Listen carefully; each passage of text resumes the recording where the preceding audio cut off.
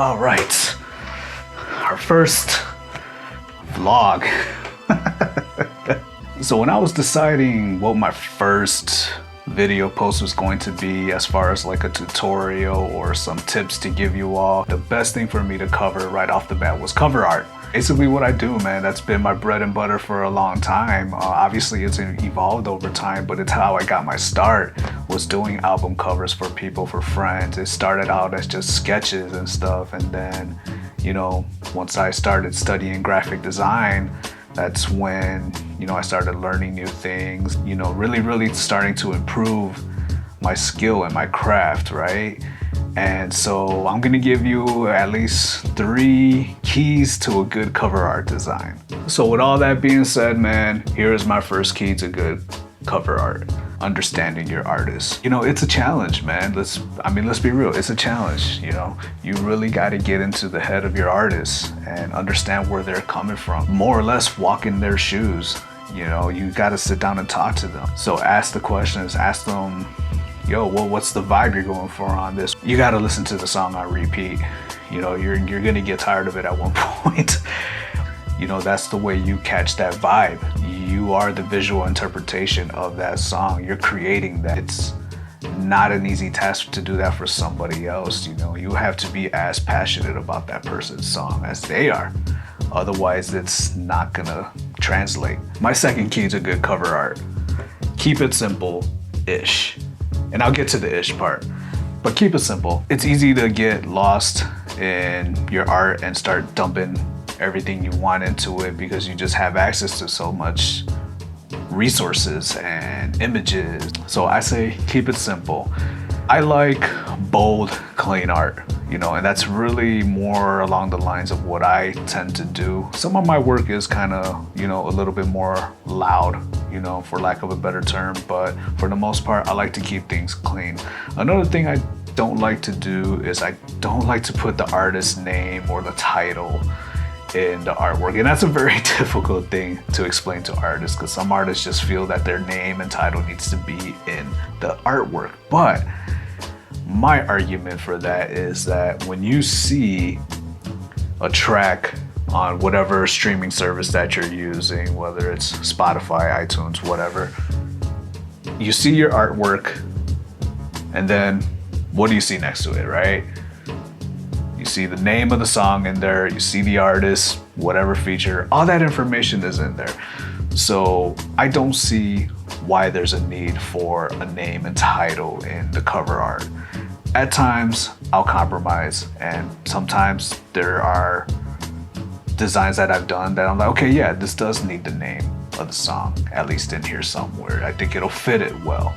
But if I don't think it needs it, I usually leave it out. This isn't just for designers, this second key to good cover art, but this is also for artists too. If any artists are listening to this or watching this right now, like, you don't need your name or title in it. Like, it's really not necessary. I mean, look at some of your favorite artists and look at their album covers or their covers for some of their singles. I mean, there's usually no name or title in there. Now to get to the ish part of when I said keep it simple-ish. You know, sometimes, like I said, it does have to be chaotic. You know, the song might be chaotic, it might be crazy, it might be very emotional, or maybe just the artist is very flamboyant or loud or, you know, extravagant. In that sense, I would practice hierarchy. And what hierarchy allows you to do is to create a very chaotic image, but in a very systematic way. If you have multiple elements that you're trying to get to into a piece, use hierarchy to fill your space and to create some type of depth. And this should be a practice for everything, obviously, but mainly let's focus on the, you know, busy work. You know, get yourself organized. What do you want to be in your foreground? What do you want to be in your midground? And what do you want to be in your background? Kind of way this setup is. You know, like, I'm in the foreground, I guess you can say, and then you have my background here, right? If I were to put something in front like that, that's in the foreground now. cover my face, and then I'm in the midground, and then my background. But you see how everything gets, you know, blurry towards the back, right? And everything that gets closer to the lens or gets closer to the viewer is a lot more sharper and a lot more in focus. It's possible to have a very chaotic design but have a flow to it. My third key to a good cover art design is avoid templates, man. It's so restricting when it comes to being a designer. If you want to be a designer and if you want to be considered an artist and you want to be somebody that people go to and know that they're going to get good design work, you want your work to be free of any templates. Try not to reuse stuff from previous designs. Experiment. You know, the way you learn is by experimenting and trying new things. If you're comfortable, you're not learning. And if you're not learning, you're not growing, right? So like I said before, I'm gonna assume that you're using Photoshop. I would avoid using things like Canva. Leave that to the people that don't know how to design and just want to put something together themselves. You yourself, as a designer, you should be using Photoshop or Illustrator, you know, or some Adobe product, right?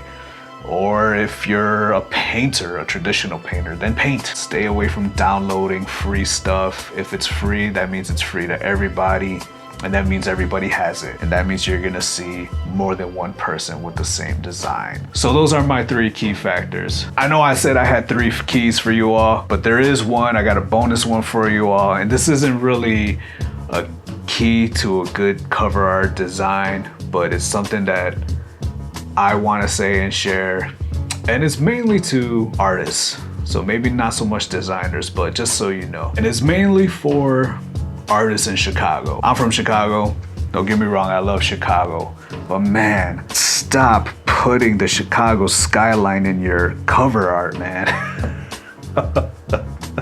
We get it already. Don't get me wrong, it's a beautiful skyline. I love it. It's a beautiful city. I love living here.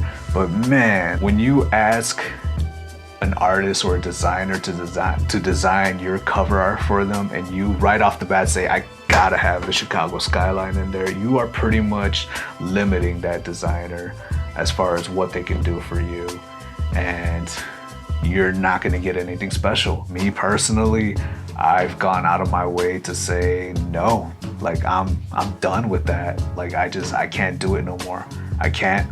I won't. It's just played out, man. And I guess that would be my bonus, you know, tip to you all, is to avoid using popular scenery in your designs. So those are my key factors to a good cover art design, man. I hope you liked it. If you got any questions, put it in the comments. If you think I missed anything or if I overlooked something, please, you know, put it in the comments. Most of what I'm telling you guys is from my own experience. It's not written in stone. So take everything I say with a grain of salt, man. These are just my preferences to, you know, making good artwork and making good photography or video. So yeah, if you liked it, give it a like, give it a subscribe, and I hope to see you for the next one. Peace.